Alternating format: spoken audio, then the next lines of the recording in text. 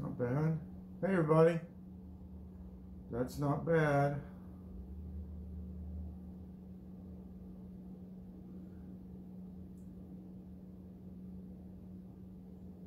I think maybe it could go.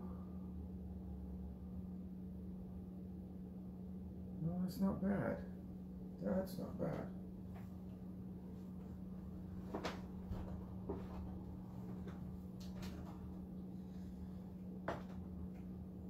Yeah, I think that's going to work. Okay.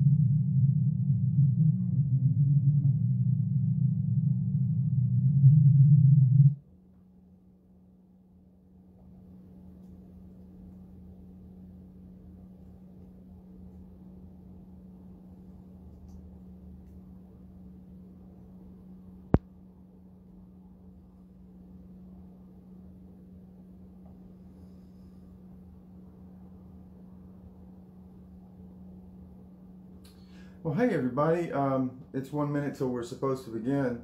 I am on Facebook only. So if you're waiting for the Zoom, we're waiting on Patricia, and she got stuck in traffic. So I'm ready to go right here, and I may just kind of start the conversation so as to not waste your time. We're going to go ahead and probably begin. Gene Martino, if you are out there, sir, go on to Facebook so you can type to me.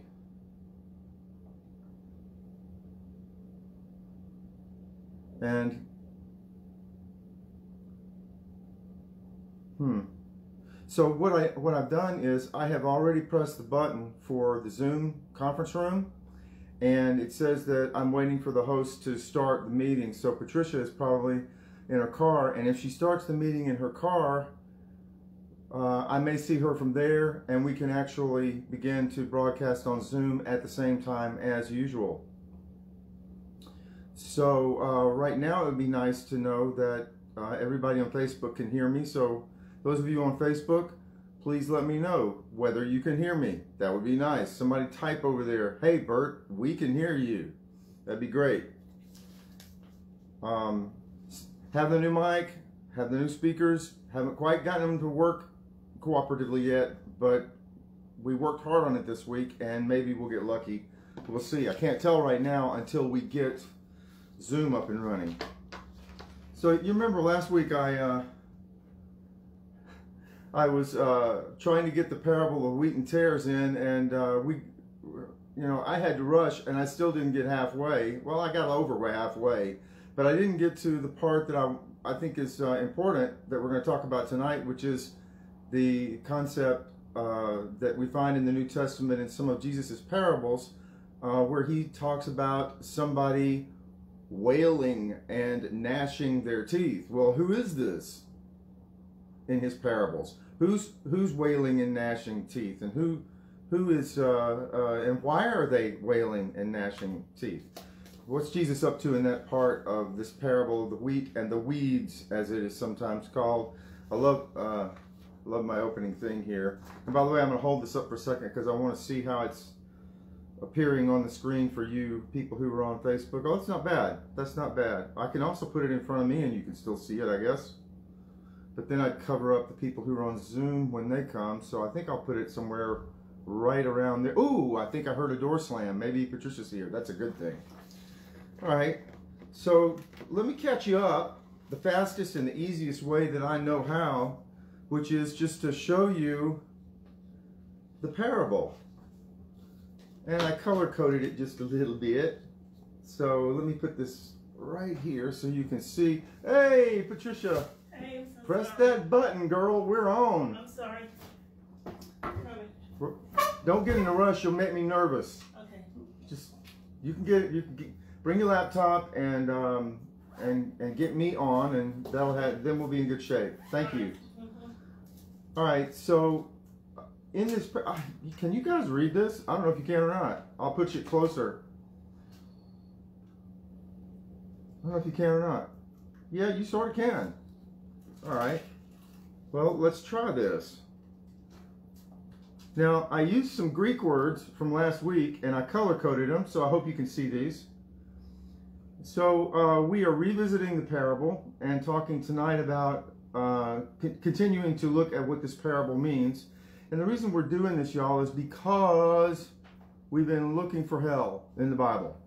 And we had trouble finding it based on just searches of the words that are sometimes translated into English as hell. A Hebrew word and 3 Greek words. And this parable has this stuff in it that is sometimes used by people to defend a literal hell, which is really interesting that they use a parable to defend a literal hell. I thought parables were made up. It's like the Good Samaritan, you know. Jesus told a parable about a man walking down the road from Jerusalem to Jericho and fell among robbers. Well, this probably happened in real life many times, but the story that Jesus told, he created with his imagination. It's not about facts. It's not a factual story. It's not news reporting. It's a parable, and parables are made up stories about one thing that's sort of common or funny or everyday, but it points to a deeper and more powerful truth. And there's a difference between truth and fact. I've mentioned this to you guys before. What we hope that they're reporting on TV are facts in the news. Sometimes they get it right, sometimes they get it wrong. Some news reporting is considered trustworthy and some not, depending on who you are and where you live and what your political ideology is. But the goal, if I were a journalist, would be find the facts, present the facts without bias, just give people the information they deserve. Of course, it doesn't seem like many people do that today. I don't know why. But at any rate, this is not about facts. This is a story Jesus made up about the wheat and the tares. And this story, as you can see, is not very long. And it has stuff in it that people have used over the centuries to defend a literal hell when Jesus was telling a parable. That's one problem I have with this parable, but we're following up, as I'm trying to say, we're following up on our discussion of where's hell in the Bible. We searched for it very hard in the previous. If you want to go back and look at the other videos, they are not only on the Owl Rock Facebook page, but they are also on my YouTube page, which is Bert Gary. Just my channel is just called Bert, B-E-R-T, space G-A-R-Y, and it will help you find it to look for my picture and realize that it's all lowercase, lower b, lower g. So in this parable, take a look. He put before them another parable. Remember the context. There's so many people on the shore of the Sea of Galilee that he got the idea to get on a boat and push away from the shore just a little bit so that he could sit down on the boat and teach people. And he told a bunch of parables in chapter 13 of Matthew's Gospel, and this is one of them. All right? He put before them a parable. The kingdom of heaven may be compared to someone who sowed good seed in his field. Notice that I put the word sperma instead of seed. And that is because the word, the normal word for seed related to plants is not sperma. Ooh, I'm coming in on, I'm coming in, good. Give me just a second. Patricia's getting me in the group. And we'll be on Zoom in just a second. You didn't have a signal in the car? Couldn't get on. Okay, Patricia tried to get on the car. Okay, we're up on Zoom now, everybody. Right. So let me get my settings correct. By the way, your settings should be, Patricia, you need to mute Zoom and your computer. I am. Okay, thank you. That would be great. Now let me get my setting right, which would be Yeti and headphones. And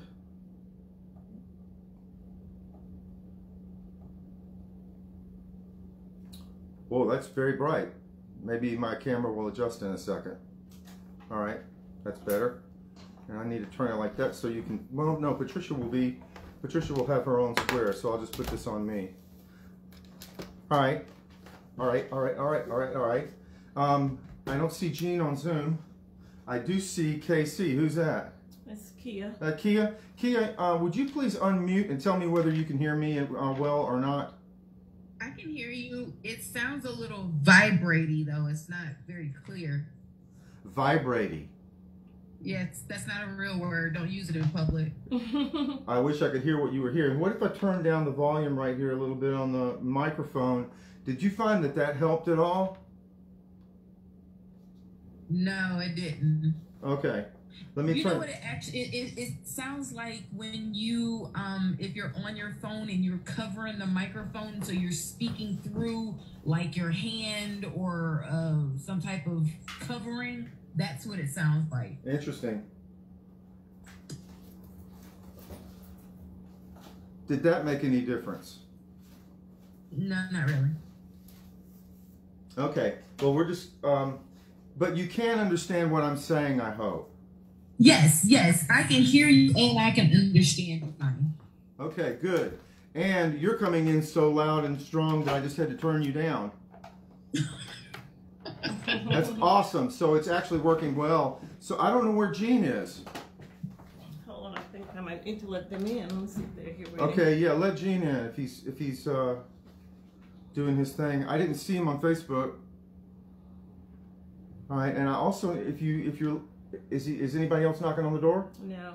Okay, would you please open my thing that I sent you today? All right, so I'm going to continue, please. So on this right here, I need to. How do I do this? Okay, I need to get this out of the way for a second. Okay, so I have to. There's a delay. I have to wait for. There we go. Okay, so the word sperma is not the normal word for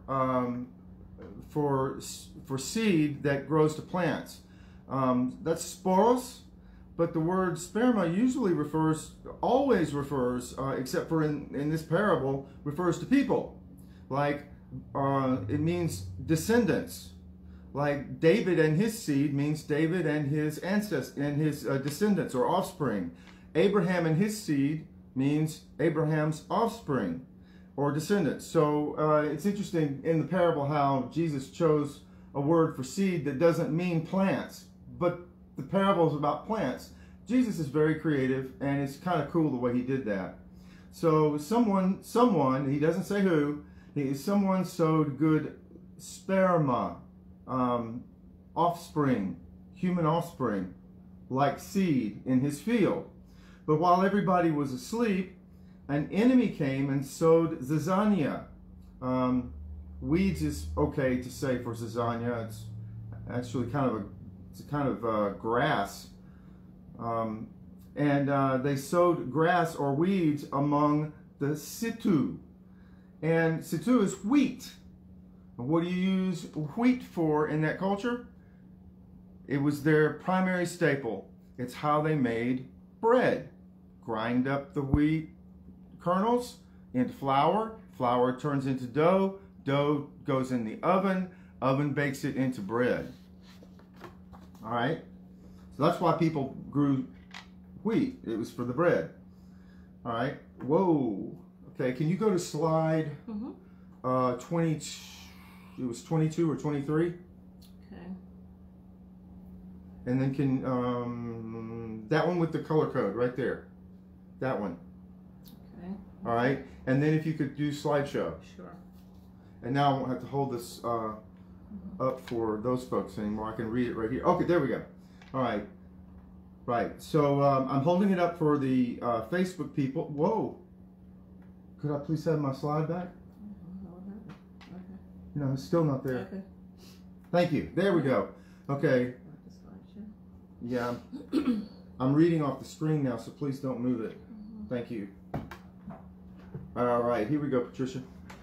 All right. So, so someone, an enemy. So it says, while everybody was asleep, an enemy sowed some zizania in the situs, and I can't read under my thing, and then went away. And so when the plants came up and bore grain, then the weeds, the zizania, appeared as well. And the slaves of the householder came and said to him, Master, did you not go down to the store and buy good seed, sperma, for your field?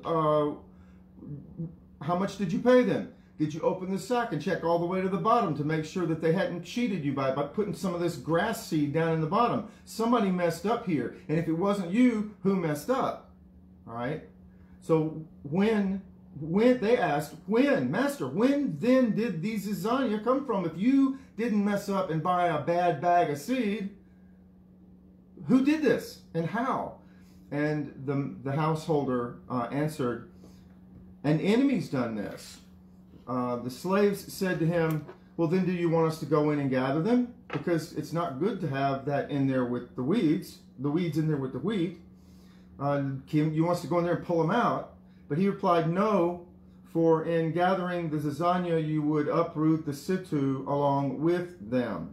Let both of them grow together until the harvest, and at harvest time I will tell the reapers, collect the zizania first and bind them into bundles to be burned, but gather the situ, the wheat, into my barn. And if you will remember from last week, they didn't have lumber to make wood, to use for wood for the fire. Back then, lumber in the Middle East, it's still fairly expensive. They don't have forests like we do. They've been trying to replant over the last few decades since Israel became a state, but it's a pretty barren place in terms of forests. And wood was very scarce and expensive. What people burned in the oven instead of logs was they rolled carefully and tightly this grass, this zizania and other grasses, and then they bound them with twine into kind of a log of grass, and that's what they put in the ovens to heat them up and burn them to bake bread. This is an archaeological fact. This is a biblical fact that I demonstrated last week as well. This is what they do. Next one, please.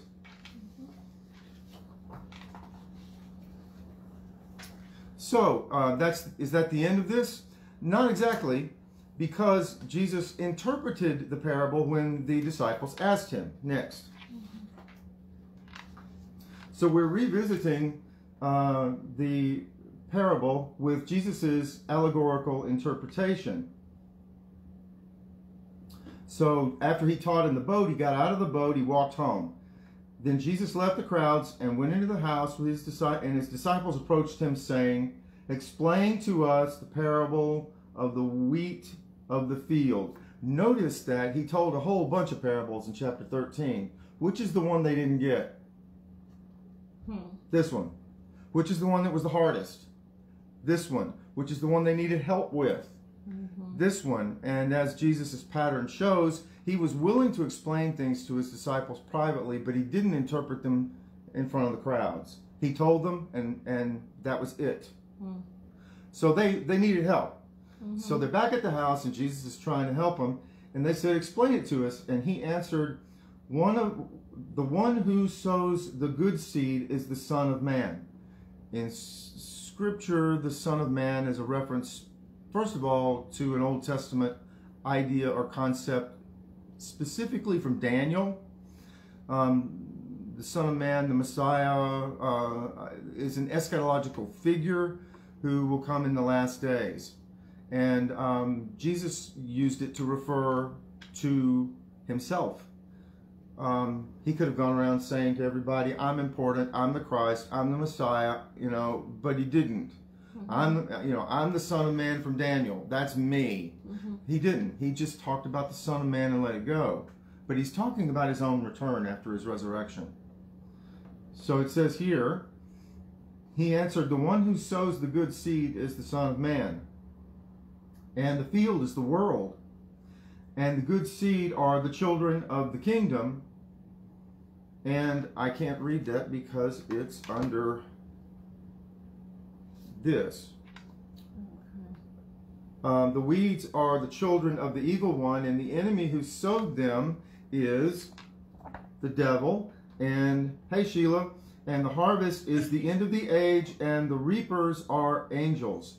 And just as the weeds are collected and burned up with fire, so it will be at the end of the age. The Son of Man will send angels, and they will collect out of the kingdom all causes of sin and all evildoers, and they will throw them into the oven of fire, where there will be weeping and gnashing of teeth. Then the righteous will shine like the sun in the kingdom of their Father. Let everyone with ears listen.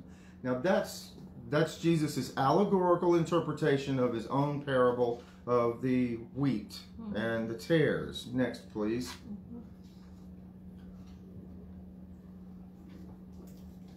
So, what's being gathered? Oh, I just wish this would be somewhere else. If you can put it. I don't know how. It's covering up everything I need to read. Yeah, I got you. Yeah. Thank you, that's better. Okay, so what's being gathered in this parable? In Matthew 13:41, it says, the Son of Man shall send forth his messengers. That word angelos, it means angels, and angels means messengers. And they shall gather up out of his kingdom, quote, all the stumbling blocks and those doing the unlawlessness. That's another translation into English. But the Greek is pantaskandala kaitus poiuntas tan. I'm terrible at this. Anomian. I took Greek, but that just makes me slightly dangerous in terms of pronunciation. But literally what that says is, it doesn't say anything about people who are lawless or evildoers. It literally says that the Son of Man is going to send the angels to gather up all the stumbling blocks and the causes of sin. Now that's really important, because this is about torturing people in the afterlife. What you would expect it to say is, we're going to burn evildoers. But first of all, it's a parable. It's not to be taken literally. And second of all, this is the interpretation eschatologically of the parable, and this doesn't say evildoers. It says causes of sin.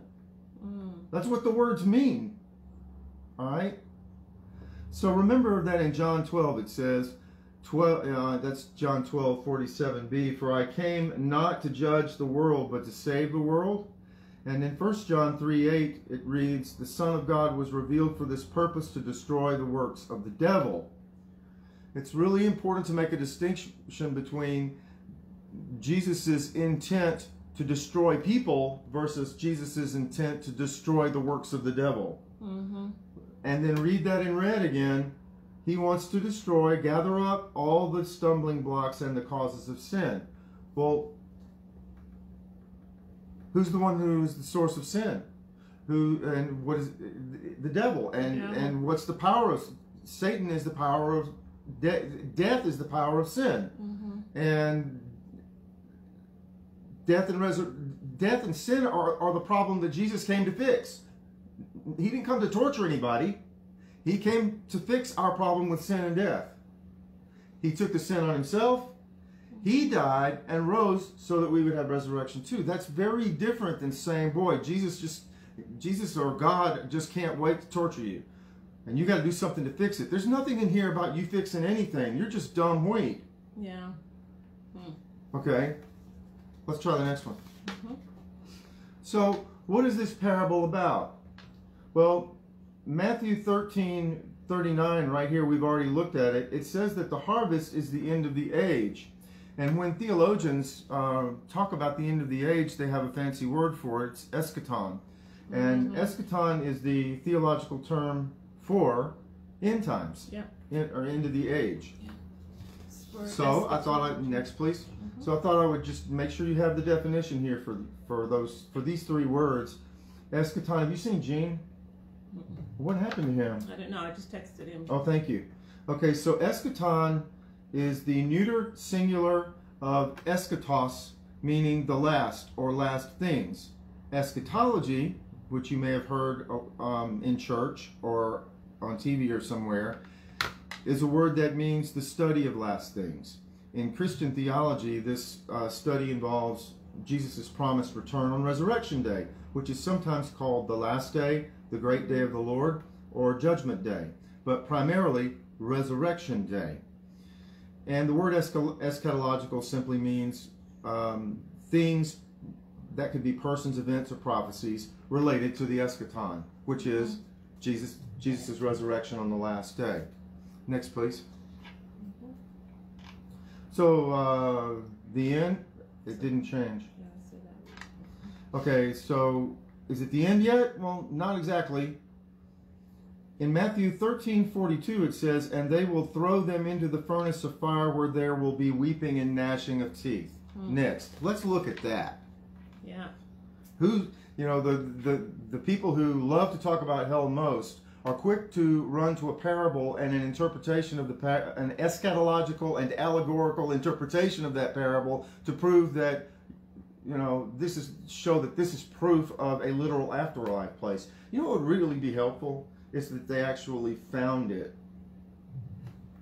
If they could just find hell, and take a camera with you, that would be helpful. But we haven't done that yet.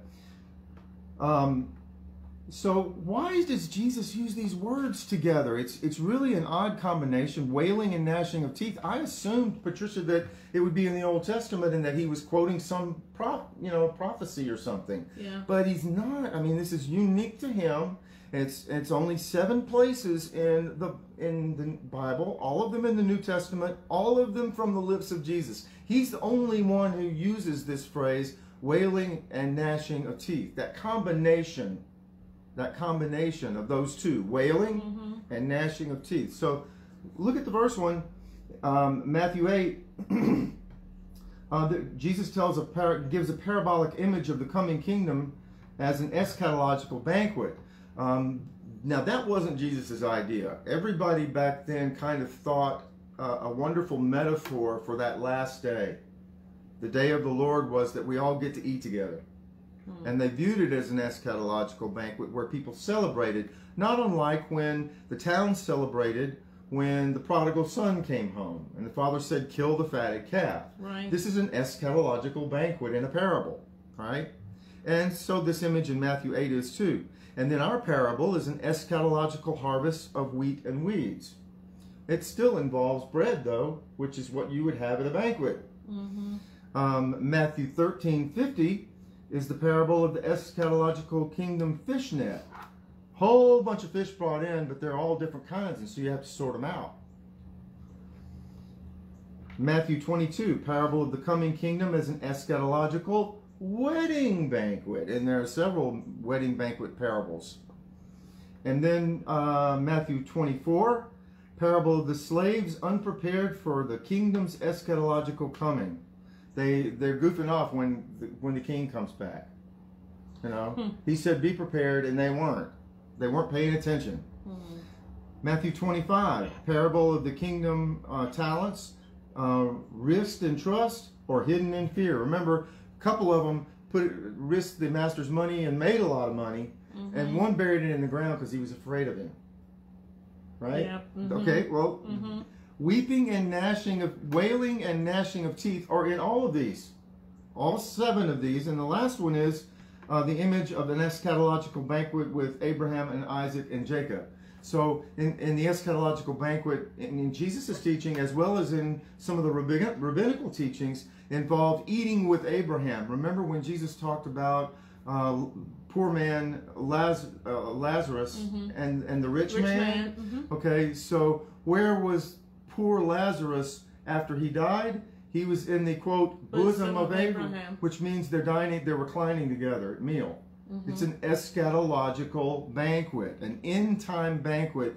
The eschaton, or resurrection day, the return of Jesus, is seen as a party, a banquet, a celebration, a wedding, a meal. All right? So that's the symbolism of it. Next. So there's the word to gnash one's teeth. It's charak. Charak. I'm not good at Hebrew at all. Charak. All right? Now, you can find gnashing teeth in the Old Testament, just not paired with wailing. And I thought you might want to see this. So, who's gnashing their teeth in the Old Testament? Well, here's who's gnashing their teeth in the Old Testament. In Job it reads, "He has torn me in his wrath and hated me. He has gnashed his teeth at me. My adversary sharpens his eyes against me." And if you'll notice in blue, in parenthesis, so the one who gnashes, Job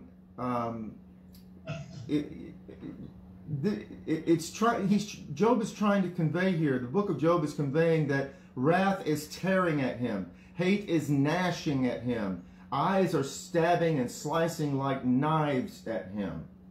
So this is a poetic expression of how one feels in the face of powerful enemies. Right? In Psalm 35:16, like jesters mocking guests during a what? A banquet, a feast. They gnash at me with their teeth. So this is conveying in Psalm 35 that that mocking jesters are gnashing. His enemies are like mocking jesters. You know what a court jester is? Dress up like a clown and go around and mock the guests to make them laugh. That's why we still watch jesters today, except they're not funny anymore. The reason that we watch late night TV is we want to see our court jester making fun of our favorite movie stars. That's what court jesters do. They make fun of the dinner guests. It's for fun. It's like a roast. Yeah. Okay. Psalm 37. The wicked plot against the righteous and gnash their teeth at them. So wicked plotters are gnashing their teeth. Your enemies are wicked plotters against you. And Psalm 112. The wicked see it and are angry. They gnash their teeth and melt away. The desire of the wicked comes to nothing. They are angry. The angry wicked are gnashing their teeth at you. And Lamentations reads, all your enemies open their mouths against you. They hiss. They gnash their teeth. They cry, we have devoured her. Ah, this is the day we longed for at last. We have seen it. In Lamentations, Jerusalem has been destroyed, and people are walking by, and they are hissing and gnashing their teeth and crying, finally we destroyed it. We're so happy they're suffering. Okay? Now, are you getting that gnashing teeth has to do with enemies who hate you and are doing something with their mouths, or at least are doing something metaphorically using the mouth that Jesus took on in his parables? But notice that nowhere in here does it say wailing. Now, there it does say cry out at the bottom here, which is kind of similar. Sorry. I need you to go to the next one, please. Okay. So here they are. That's not it. That's not it either. What happened? Okay. I went too far? Yeah, that's it. Okay. Okay, so in the verses that we just read, these people who are gnashers, teeth gnashers, those Old Testament verses said that they also tear at you, are angry with you, open their mouths against you, hate you, plot against you, hiss at you, target you, mock you, and cry at you. Notice the wolf gnashing his teeth. These are gnashers are angry. Gnashers are enemies. Gnashers are not on your side. They're out to get you. All right? They don't like you. You're not on their team. Okay, the next one. All right. This is a similar word. I don't know what's going on with that. Did someone turn on their mic? It's okay. We got it. Okay, good. All right, thank you. So, sharach, all right? That word means hiss, whistle, or pipe. Now, take a look at that verse right there, Lamentations at the top. Here we have gnashing of teeth paired with hissing. Now, that's not crying out or wailing, but I wondered what they meant by that. And so it says, all your enemies will open their mouths against you. They hiss, they gnash their teeth, they cry out. We've devoured her. Ah, this is the day we long for. At last we have seen it. Okay, so I looked up that word sharach. Notice at the bottom down here in the green. In Judges it says, why did you sit still among the sheepfolds to hear the whistling for the flocks? It turns out shepherds whistled for the sheep. It was one of the ways that they controlled them. And I have actually heard that done by shepherds in the Holy Land. Oh, really? They also use clicks and snorts and names and yelling, anything they have to do to get a certain sheep's attention or all the sheep's attention. And they do the same thing with goats. Although I've more times than not seen them throw rocks at goats because they're kind of stubborn and you kind of have to drive them. But sheep will follow you if you whistle. Okay. Yeah, it's normal. All right. And Isaiah wrote here, he will raise a signal for a nation far away and whistle for a people at the ends of the earth, and here they come swiftly, speedily. It's like God's whistling for his people like a shepherd for his sheep. Now that's positively, but there's also a negative. Look at, please, Patricia. Sorry. Thank you. In Job 27:23, men shall clap their hands at him and shall hiss him out of his place. Now, I'll just say this briefly because this is a long time ago and it's a different language and it's a different culture, but hissing is not going to hiss anybody out of this place. Okay? Hissing is not very loud, but the word also means whistle. And if you are aware, America is one of the few places on this planet that uses whistles positively at a sporting event or at a concert. Whistling means a good thing in the U.S. You whistle when someone scores a touchdown. You whistle when someone plays good music. That's normal. In Europe and just about everywhere else in the world, that's how they boo. That's interesting. Because even with whistling in the Bahamas, when a man whistles at a woman who's walking by, it means he's interested. He's trying to get her attention. So yes. Kind of like yeah. Okay. So there are different kinds of whistling too, because I mean that kind of whistling is the one where you purse your lips and you go. Yes. Yeah. So you would go. That's not the kind of whistling we're talking about that will drive a sheep, though. A sheep won't hear that, but a sheep will hear this. Woo! Wow, that's loud. Got your attention, didn't I? Oh now look at the verse. I didn't plan to do that, but I'm glad I did. It says, they shall hiss him out of his place. Well, I almost whistled you out of your chair. But if I'd gone, you wouldn't have jumped like that. Yeah.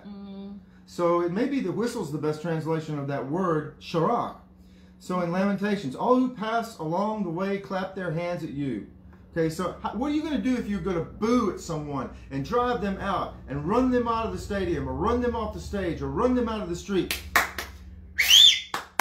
You know, and screaming and yelling and booing and driving them out, yelling at them. You know, you become a loud, whistling, screaming mob. That's how you run somebody out. So either you whistle to call or you whistle to drive out. Positively, negatively, right? You get that? So Jesus didn't say whistle. He wasn't. Jesus was talking about wailing. He used a different word. But I wanted you to know that in the Old Testament, hiss or whistle is connected to gnashing teeth, not wailing. Wailing and gnashing of teeth is unique to Jesus' parables. In his parables only, right? Next one, please. So here's, I think probably, I've got, these are the last two slides and we'll discuss. I guess this is the critical slide for our discussion tonight. So who's wailing and gnashing their teeth and why? Now, in the parable, wailing and gnashing teeth is not mentioned at all. Not in the parable. I showed you the parable, right? At the very beginning. I guess I'll have to show it You're again. done with the wheat and the tares parable? Yep, it's not in there. It's not in there. There is no wailing or gnashing of teeth in the parable. Jesus says wailing and gnashing of teeth in his allegorical, eschatological interpretation of the parable. So in his interpretation, which is right here, he says that the weeds are wailing and gnashing their teeth. These are the children of the devil. He says they're wailing and gnashing their teeth because they were protected and bundled by the householder. Instead of being destroyed, they were protected and bundled by the householder, who wrapped them tightly, had the servants wrap them in strands, bind them together, turn them into logs, to serve the wheat harvest as fuel for the ovens to bake bread. And they are weeping, wailing, and gnashing their teeth because they were sown by the enemy of the householder, the devil, to harm the wheat, not to aid the wheat in fulfilling its purpose as oven break bread. You want me to say it again? Please. The weeds are wailing and gnashing their teeth because instead of hurting the wheat like they were supposed to do, the enemy put them in there in the field to hurt the wheat. Sown by an enemy to hurt the wheat, the children of God. They're there to hurt the wheat. But instead of being plucked, they were preserved. They were harvested at the same time as the wheat, protected, and then harvested together with the wheat. And they were carefully bound into the stalks were bound together. They used string or twine to tie them together and bind them, and use them as logs for the fire inside the oven, and the oven is to bake the bread. So where'd the bread come from? It came from the wheat. So what's happened here is that an evil one who sowed people who intended evil to harm the wheat, these evil people inadvertently ended up being essential and necessary in order for the wheat to thrive, in order for the wheat to be harvested and baked into bread. They didn't intend to help the wheat. They certainly didn't want any bread coming out of this deal. They were trying to kill bread production. But they ended up what? Becoming fuel to make the delicious bread. So where did my last one go? I had one more.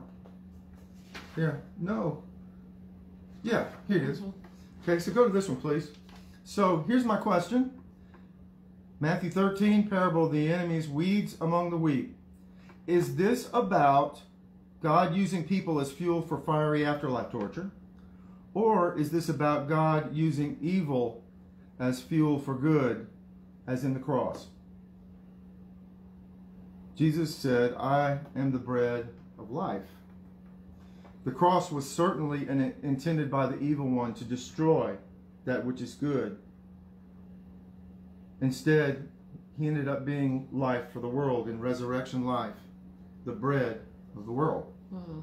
So how does the evangelical bubble interpret this, and along with a lot of the translators? They take an allegorical, eschatological interpretation by Jesus of a parable and try to make it into a literal afterlife torture of people that they don't approve of. But what's clear in this parable is that while the enemy intended to do evil in the garden or the field to destroy the wheat, God or the Son of Man or the householder took that grass and didn't those weeds and didn't destroy them, but protected them, preserved them, saved them, harvested them with the wheat, and used them to make bread by wrapping them into logs and using them for fuel for the oven where the delicious bread was baked.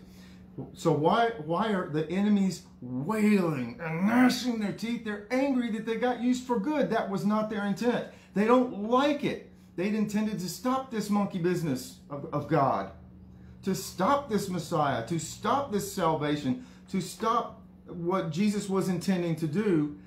And so the cross intended to stop him too. That was the intention of evil, was to stop Jesus. But what happened? The cross was essential to saving us from our sins and reconciling us to God. And he became the bread of life. Take, eat, this is my body broken for you and for many for the forgiveness of sins. Do this as often as you eat in remembrance of me. Yeah. That was the last slide. Thanks, y'all. Wow. Where did Gene Martino go to? That's what I was checking. I'm sorry I interrupted. I thought he was on Facebook because I saw a comment from Sheila to Gene. Wasn't Gene on Facebook, Sheila? You saw him on Facebook? Sheila, can you hear us? You got to turn your mic on, Sheila. Your mic's not on, Sheila. So she's muted. You're muted, Sheila. Sheila, you're muted.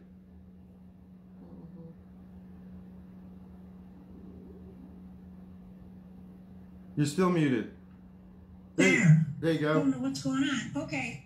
Gene said to chillax on Facebook. And I said, hey, Gene, and that was it. Okay. He said, chillax. All right. Well, he may be telling me to chillax if he thinks I'm tense. He's been known to be nice. I think he was telling you that. Yeah. All right. I don't know where he went.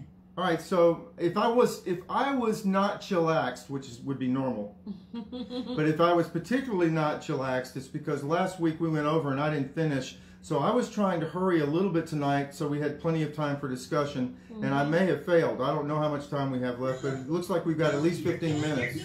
Yeah. All right. So, Wailing and Gnashing of Teeth. What do y'all think? Questions? Comments? Well, I mean, so that's totally not what I thought it was. I know. You know, I mean, when I've always heard that phrase, and wailing and gnashing of teeth, I pictured hell, of course, this afterlife torture place where persons are burning and going through and they can't get any peace and they can't get any rest and they're scratching one another. Of course. That's what I pictured in my mind. I've heard, yeah, how many sermons have you heard on that? You know where it came from? You know where, but think about it. Just think about it for a second. The pastors who preached that, including you and your father and probably mine and probably, for 2,000 years. Think about it. Where does that phrase come from? It comes from parables and interpretations of eschatological, allegorical interpretations of those parables. It is, and in all of those, none of them include the word hell. None of them include any of the words that in Scripture are translated sometimes as hell. So the question is if people are going in there and interpreting it this way, is it possible for us to say, well, if we had trouble finding the traditional interpretation of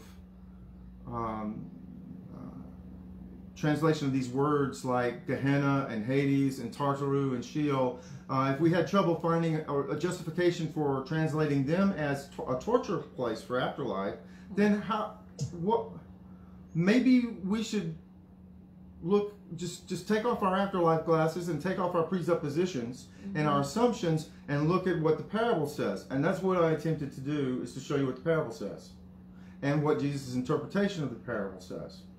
So if you have been convinced by everybody you've ever heard that this is about literal afterlife torture, well, no one could tell you otherwise except Scripture. And I showed you tonight that I think my interpretation of Scripture is faithful, and I didn't come to the conclusion that it was this. I came to the conclusion that it was this. Not fiery afterlife, God's fiery afterlife torture, but the use of the Son of Man, Jesus. The use of evil for good. The evil one intended to harm the harvest. But the weeds were used as fuel for the oven to bake bread for the children. And that really made them mad.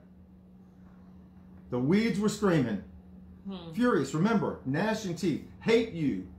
Okay, think of the lake of fire again. That image is it's like, where's the lake of fire? Well, in John's vision, it's in the throne room of God in heaven. Okay, and it's the burning fire of love.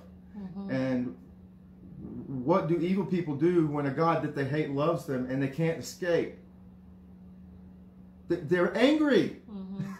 I know. Right? I know. Just the total opposite of what's out there. I know. What I've heard all along. Yeah.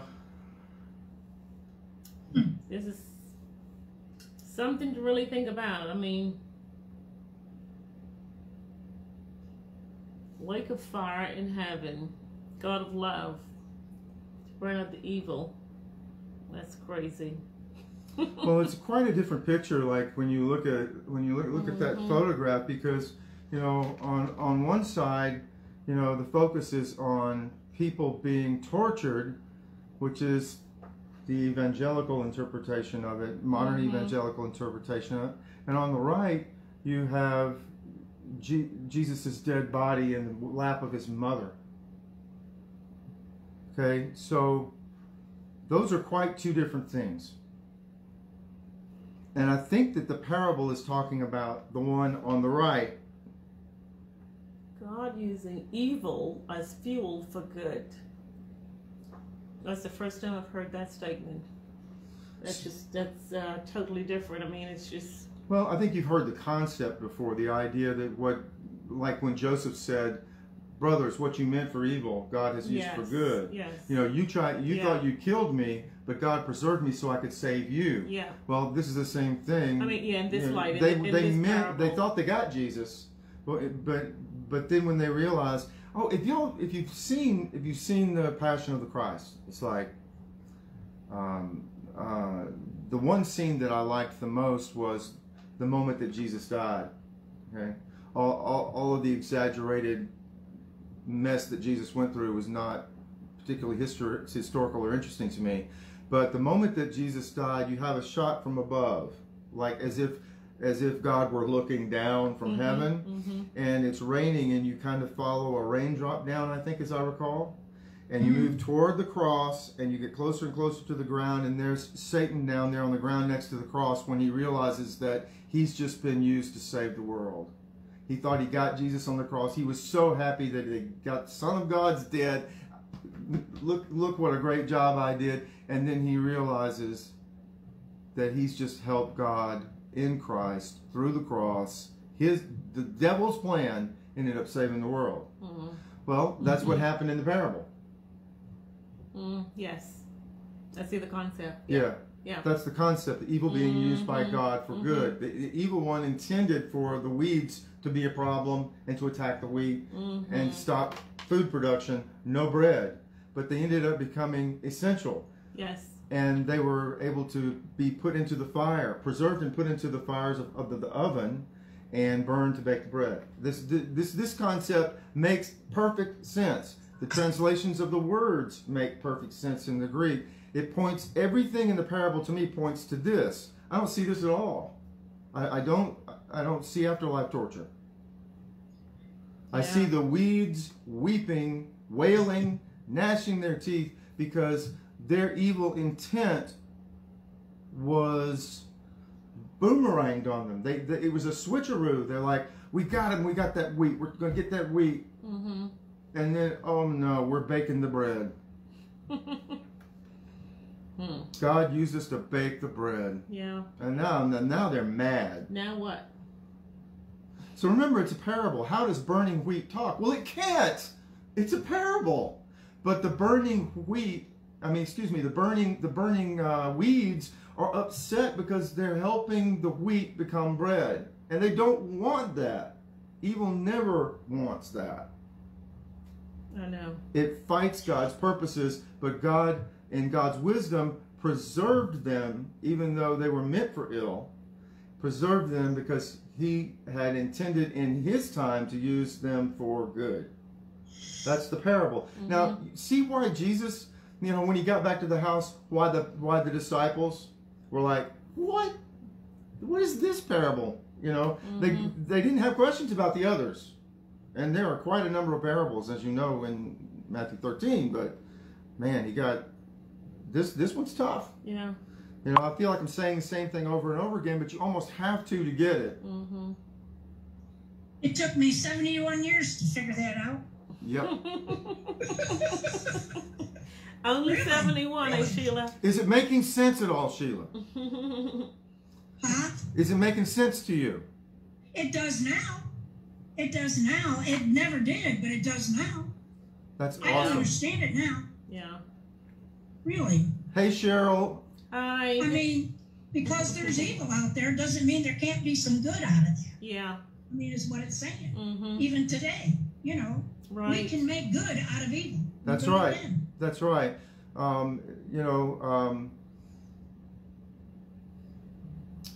One of the great things about preaching the gospel is that there is no end of good examples of good coming from evil or intended evil. Right. And one of the ones I hear on TV a lot, and it's sort of trite and shallow, but I mean, whenever there's a disaster, people talk about how it brings out the best in humanity. You know, it brings out the best in all of us when we pull together and overcome our differences in order to help one another when there's tragedy or a crisis or a disaster of some kind. Yeah. That you hear that a lot on TV. Mm-hmm. You know, and I remember hearing someone say about COVID that, you know, while it's awful, it's had a positive effect in that we pastors are now more savvy about doing things online, and it's created vistas of ministry that didn't exist before, because we were forced, by not being able to go to the sanctuary of our buildings, to find a way to reach one another during, you know, a pandemic.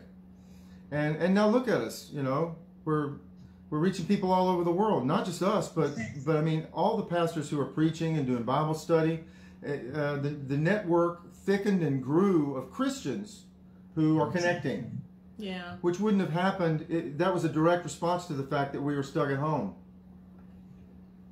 Yeah. So that's a good, you know, and again, that's just sort of it's a bit shallow and trite. That's not exactly what I think Jesus was getting at, because this was, after all, an eschatological matter. How is evil going to be defeated? Well, the beauty of evil being defeated by Jesus is it's defeated by helping good win. He made evil help good win. Yes. But you also got to think, too, you know, you say it's shallow, but I think that it was the greatest thing that ever happened with Zoom, so that us, you know, sitting at home every day with COVID going on around us, and we can't be with anybody, at least we can still have that fellowship in Zoom. Yes, so indeed. It did bring a lot of good. It To a did. lot of those people that were thinking, you know, what am I going to do now? Mhm. You know, I mean, I can read my Bible, which is a good thing. It really is, which I did. But you need that little bit of energy from somebody else. Yeah. Yeah. You know? Yeah. You know, so I think it's awesome that I believe God did do this. I really do. Well, I mean, in my heart, I feel that He did. I think that, you know, I mean, before we weren't even recording. We weren't doing Right. anything with our worship services a year and a half or 2 years ago. Right. And suddenly I had to realize, okay, how do we do Facebook? How do we do Facebook on my phone or my laptop? We had technical difficulties all the time, step by step along the way. But the reason we're doing Zoom now is because it's a supplement to Facebook. We have got to do Facebook because it reaches everybody and everybody can get on it. Anybody with Facebook can get on it. But the thing about Zoom is that it's not exactly... It's more of like, it's more useful for a small group discussion, which is why I call the Wednesday night the panel. Yeah. Because y'all are the panels. The Zoom people are the panel. Now, the way that the Facebook people participate is when they type in, they become a part of the panel, but it's not exactly the same thing. So the panels sort of Zoom, and then they can hear you all. If I have this stuff set up correctly, they can hear you all speaking. And by the way, I think you sound good tonight. When Sheila, when you speak, that's That's Paula. Paula, yeah. Hey, Paula. When Sheila speaks, can you hear her very well? She's muted. Yeah, you're going to have to unmute to answer my question, Paula. Paula's eating and not paying attention to me. Oh, I can hear you. Oh, good. Can you hear Sheila? Yeah, I can hear Sheila. Hi, Sheila. How does I can't Cheryl believe sounds good. who is Cheryl Cheryl? sounds good. Who's Cheryl Dean? Paula must be using. You must be using somebody else's computer. Oh no, I was doing something for a friend named Cheryl Dean, which is Arlene's friend, and so her name is still on the Zoom. Okay, so everybody, that's not Cheryl, that's Paula. I responded. I'm like, "Hey, Cheryl, welcome." So listen up, you guys. Right now is what I hoped for. It is that you all could hear one another, and this is the first time that I can recall in all the time that we've been doing this that Sheila and Cheryl and Patricia and I were all talking at the same time and hearing one another and talking to one another and understanding one another. Can the people on Yes. Facebook hear what And they're saying? the people on Facebook now should be able to hear everything that we're saying, including them, Why don't we check? Let's see. Didn't you have Facebook up already? of course. Let's see if they who's there. I got Facebook on too, but I don't see anybody talking. Nobody's talking there yet. Yeah, they are. Jean said chillax, and Sheila, you just said, hey, Jean. No, they haven't said anything. Hey, you people on Facebook out there, I know you're there. I know you're lurking there. Somebody type in whether you can hear everybody talking. Sheila, Paula, Patricia, and me. Angel is watching, and that Ruby Angel is Patricia. watching. Angel is Patricia. Okay. And is it Elaine Martha Lee? Elaine, I think. Yeah, that's Elaine Matherly. Okay, cool. Yeah, so I'm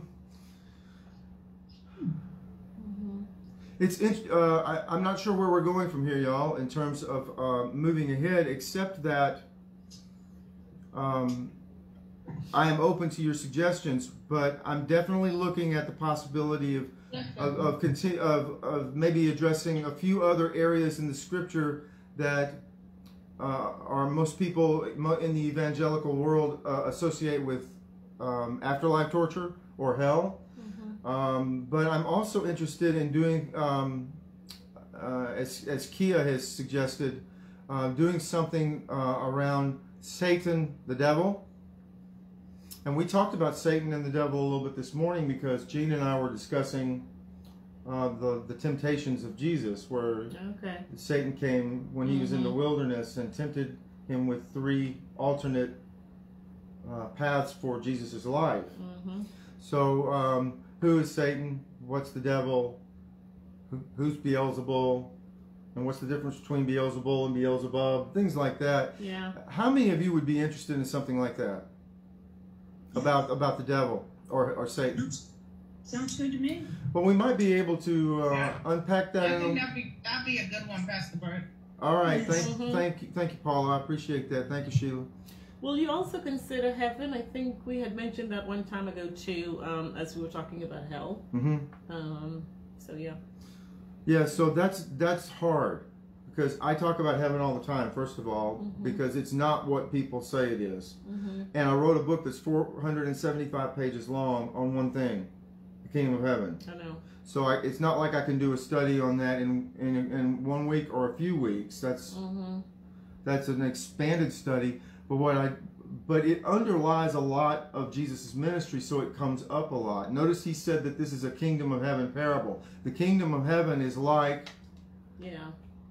So we've been discussing the kingdom of heaven tonight, and I want to remind you of that. Didn't the parable begin? The kingdom of heaven is like... Yeah.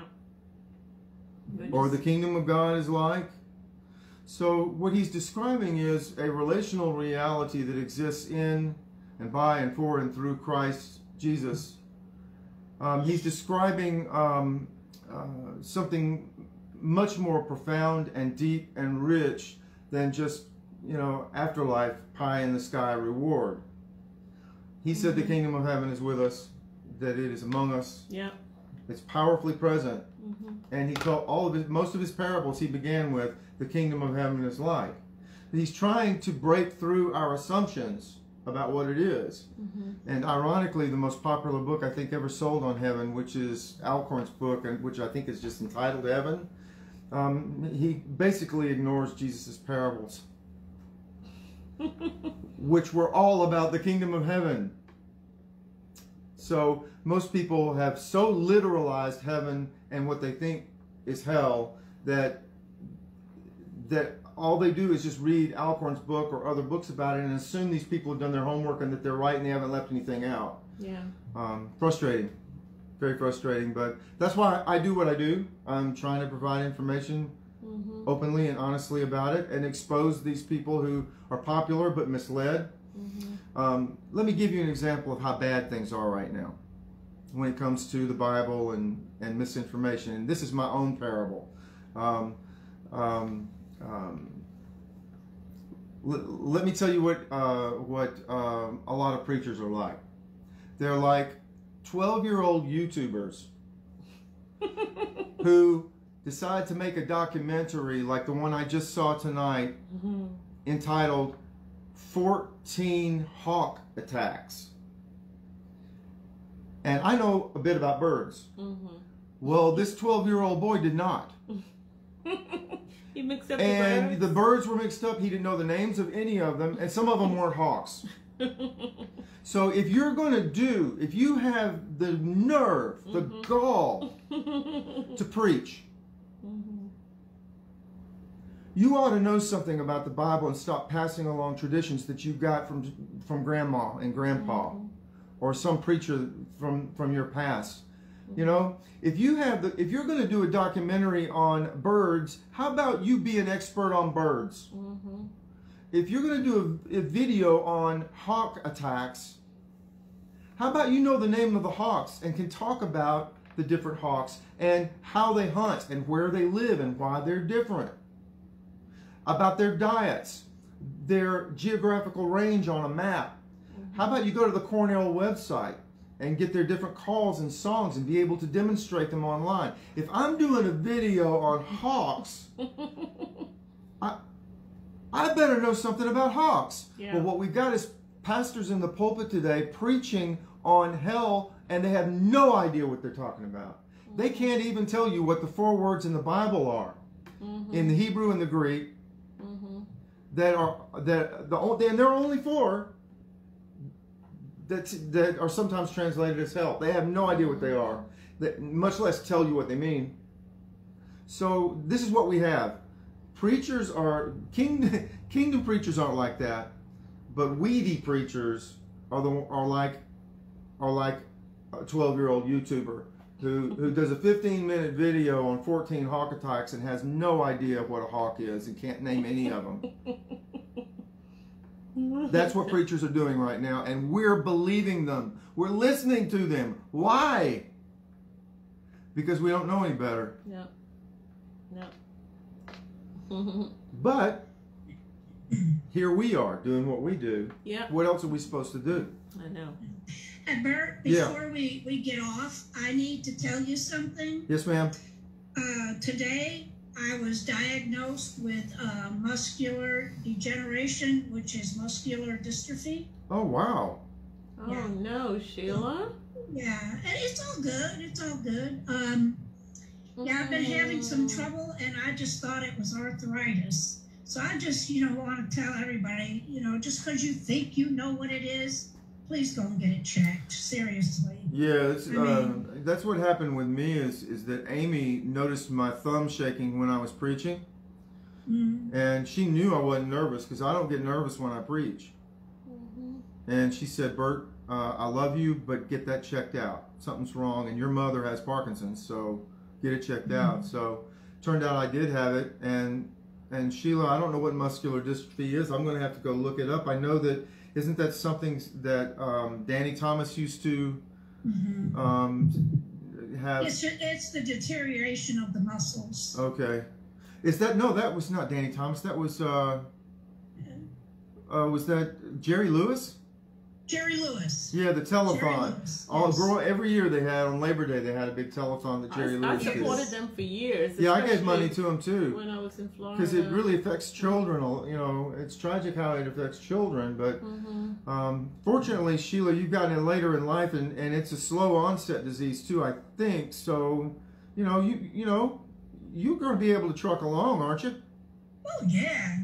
It's going to take a whole lot more than MD to get me down. Well, that's the way I feel about Parkinson's. It's going to take more than Parkinson's to knock me off my feet. Absolutely. Absolutely. I mean, I know I have to get a walker because it's going to help me stabilize myself a little bit. But I'm going to do some exercises and stuff like that. But another thing, too, is, you know, I did a lot of stupid things when I was young. I thought I was half man, half girl. Yeah. And I mean, I rode motorcycles. I had motorcycle accidents. I climbed trees. I fell. I mean, I broke more bones, I think, than what I have. And it's okay to be a daredevil, but you got to remember, first of all, you're a girl, and your body's not made for all of that. Yeah, sometimes. Oh yeah, I was watching the news the other night, and the professional women's soccer team ranked 5th in the world in Australia. Yes. We're beaten by a team of 15-year-old boys. So, you know, there is some truth to what you say. You know, it sounds sexist, because today you'll be criticized if you say men and women aren't equal in all things. Well, yeah. I mean, I even drove race cars. So, I mean, you know. You were a bad girl.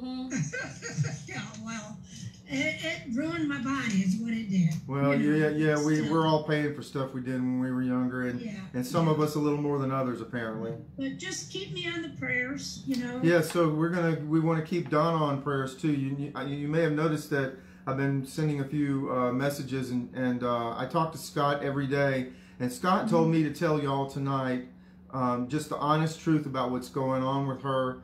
She has had a terrible diagnosis, and she is in terrible shape. Oh no.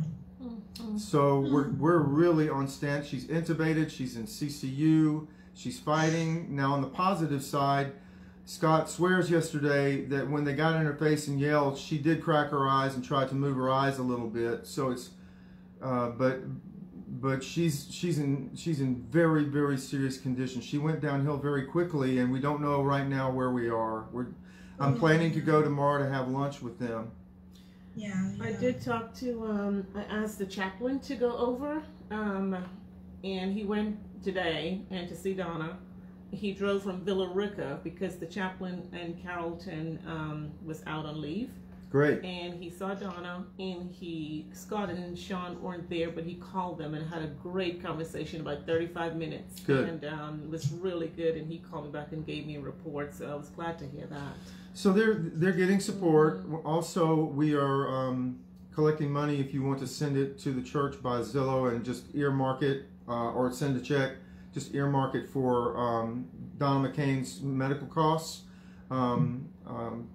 Paula and David have been working on that, and David said he was bringing me a check by, but I didn't check the mail today. It's probably in my mailbox. I sent Paula ours and today. we sent Paula ours today, and then and so y'all give if you can, because the expenses got serious all of a sudden.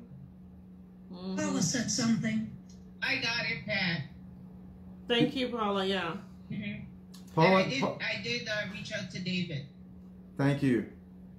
And Sheila, I'm really sorry to hear about your new diagnosis. I am too, Sheila. That's sad. I mean, knowing you, I'm not afraid for you. If I were afraid for you, I would feel it. I'm like, MS, that ain't gonna slow her down. Yeah. I'll be all right. Yeah, you're gonna be good. Yeah. I'll tell you what. I'll pray for you and your MS. You pray for me and my Parkinson's. And we'll just keep on we'll just keep on doing what we're doing for another 20 years. I figured that's what you had, because I caught you once in a while too. So yeah, if I don't, well, right now I'm pretty doggone steady. You wouldn't know, but if my medicine wears off, that's different. I have the tremors that go along with this. Oh, really? Okay. Yeah, didn't know that. But that's okay. I just tell every now and then. I tell my granddaughter, watch out, my hand's doing the Watusi, so, get the catcher's mitt out. I mean, what are you going to do, right? Yeah. Well, let us know how we can support you, Sheila. Hey. Just love me and pray for me. That's all. Will do. Thank you, and we will pray for you, and thank you for praying too for Donna and for Scott and Yes, Sean. I got her in my book. They are a family that is beloved, and she's our the chair of our board, and has been for so many years. A vital part of our church. Yes, definitely. So yeah, we're praying for Yeah, them it's for very sure. very difficult time for that family and for us as a church. Yes. Thank you all, and Kia or any of you, email me, text me, any suggestion that you have for what you'd like to see us do on upcoming Wednesday night panels. And I promise you, if you know me, you know that what I bring to the table for preaching and teaching is the very best that I can. Yes. And I try to attack the hard stuff that other preachers won't tackle because they're afraid. And I try to deal with those things that I think are harming Christians the most, theologically and spiritually. Yeah. I go after modern evangelicalism and their misinformation and abuses. And what I'm going for is what the real gospel says and what the truth is about Jesus and his kingdom. Yeah. And I'm going to keep doing that from one angle or another, including talking about Satan, because you can't believe how badly Satan is misunderstood by people out there. You just cannot believe it. Yeah. And of course, we found the same thing was true about hell. So we're not rewriting Scripture. We're discovering Scripture that has been hidden from us by people who have passed along to us a tradition instead of scriptural truth. We've been getting traditions, not Bible. Yeah. And didn't know it. Right. And we're going to put a stop to it right now. Nip it in the bud. Yeah. I hope you all have a wonderful night. Thanks Yeah. for being with us. Yes. It's good that we can all be here with you. Thank you. Thank you so much. Kia, how is your family? We're all good. Thank you. Thank you guys both for all that you do. I do truly appreciate this. Yeah. Yes. You're welcome. Of course. Kia has a radio voice. I just realized. Yes, she does. You sound great. Yeah, she can be a radio Now, announcer. you need to be on the radio. I Wow. listen to the radio a lot. Okay, Kia, you may want to leave your day job. Okay. Kia, say something radio-like, and I'll turn you up. Go ahead. We are on WSB TV today, and here we have Pastor Bert.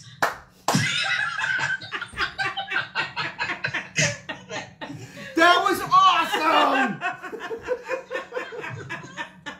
All right, Kia, you can go and resign from your day job. And I really want to celebrate. I really want to celebrate how well the equipment that I bought finally is working. Yeah. That sounded good, did it not? Yes, it did. Yes. You Yes. finally got it That's to awesome. work. Thanks, Kia.